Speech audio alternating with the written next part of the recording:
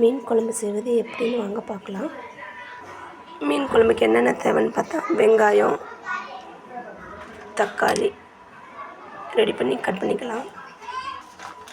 வெங்காயம் இப்போ பார்த்திங்கன்னா பொடி பொடியாக கட் பண்ணிக்கலாம். 4 வெங்காயம் போட்டிருக்கேன். உங்களுக்கு எவ்வளோ தேவையோ அவ்வளோ போட்டுக்கோங்க. டொமேட்டோ பார்த்திங்கன்னா 4 எடுத்துக்கலாம். நெக்ஸ்ட்டு பார்த்திங்கன்னா பூண்டு கொஞ்சம் எடுத்து வச்சுக்கணும். டொமேட்டோ கட் பண்ணி வச்சாச்சு. கருவேப்பில் கொஞ்சம் எடுத்துக்கலாம்.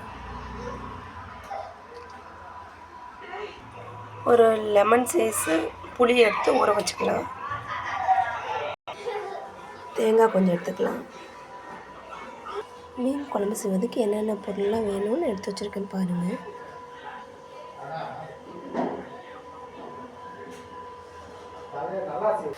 மிக்சியில் அரைக்கிறதுக்கு தேங்காய், கொஞ்சோண்டு சோம்பு போட்டுக்கலாம். போட்டு மிக்சியில் அரைச்சி வச்சுக்கலாம், பேஸ்ட் பண்ணி வச்சுக்கலாம். இப்போ பார்த்திங்கன்னா பாண்டில் வச்சுக்கணும். வச்சுட்டு நல்லெண்ணெய், மீன் குழம்புக்கு எப்பொழுதும் நல்லெண்ணெய் ஊற்றிங்கன்னா நல்லா கொஞ்சம் டேஸ்ட்டாக இருக்கும். அதனால் நீங்கள் நல்லெண்ணெய் எவ்வளோ தேவையோ அவ்வளோ ஊற்றிக்கிங்க. எண்ணெய் நல்லா காஞ்சதுக்கப்புறம் வெந்தயம் கொஞ்சம் போட்டுக்கணும். ஜாஸ்தி போடக்கூடாது, சும்மா மீடியமாக கொஞ்சமாக போட்டுக்கோங்க. ஒரு 1/4 ஸ்பூன் போட்டுக்கோங்க. வெந்தயம் போட்டதுக்கப்புறம்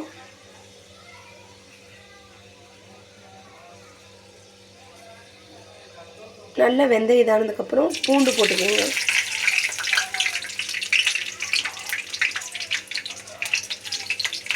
பூண்டு போட்டு நல்லா அது கொஞ்சம் கலர் கொஞ்சம் மாறினதுக்கப்புறம் பச்சை மிளகாய் போட்டுக்கோங்க.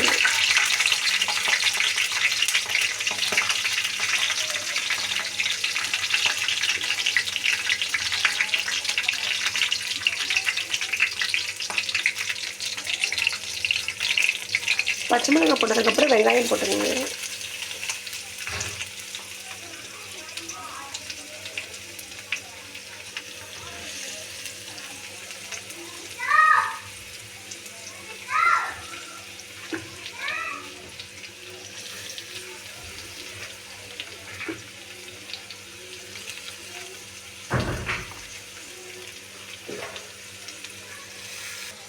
வெங்காயம் போட்டதுக்கப்புறம் நல்லா வெங்காயத்தை நல்லா ப்ரௌன் கலர் வர வரல ஃப்ரை பண்ணிக்கணும்.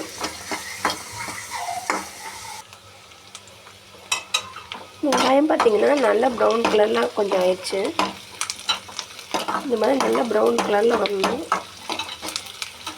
ப்ரௌன் கலர் வந்ததுக்கப்புறம் கருவேப்பிலை போட்டுக்கோங்க.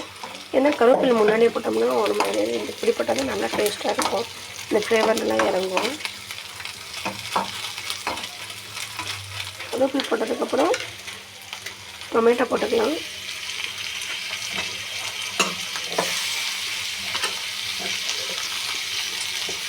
டொமேட்டோ போட்டு நல்லா ஃப்ரை பண்ணிக்கணும்.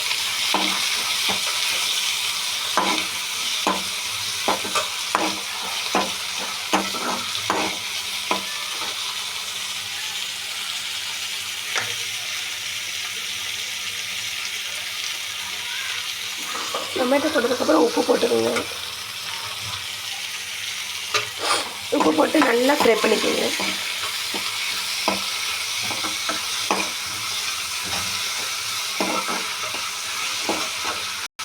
இப்போ பார்த்தீங்கன்னா நல்லா கொஞ்சம் ஃப்ரை ஆகிருக்கு. நல்லா ஃப்ரை ஆகணும். நல்லா தக்காளி வெங்காயமெல்லாம் நல்லா இதாகிடுச்சு, வணங்கிருச்சு. வணங்குனதுக்கப்புறம் கொஞ்சம் மிளகு பொடி போட்டுக்கலாம். சாம்பார் பொடி போட்டதுக்கப்புறம் நல்லா வணக்கி விட்டுக்கலாம்.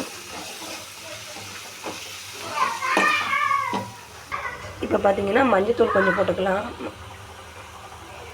இப்போ பார்த்திங்கன்னா நம்ம புளி கரைச்சி வச்சுருக்கோம்ல, ஊற வச்சு வச்சுருக்கோம்ல, அதை எடுத்து கொஞ்சம் கரைச்சி புளி கொஞ்சம் ஊற்றிக்கலாம். புளி தண்ணி கொஞ்சம் ஜாஸ்தி ஊற்றிக்கணும். அப்போ தான் புளிப்பாக இருந்தால் தான் கொஞ்சம் மீன் குழம்பு டேஸ்ட்டாக இருக்கும்.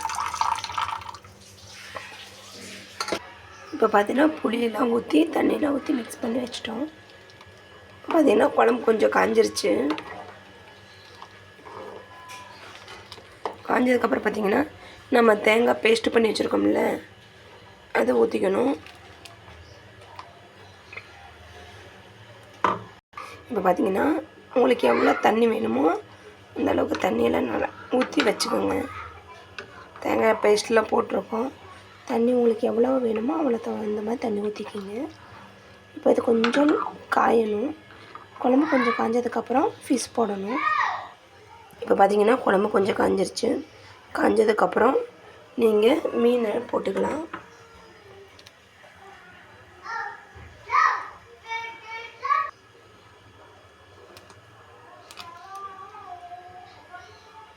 மீன் போட்டுக்கலாம். போட்டதுக்கப்புறம் நல்லா காஞ்சதுக்கப்புறம் மீன் குழம்பு ரெடி.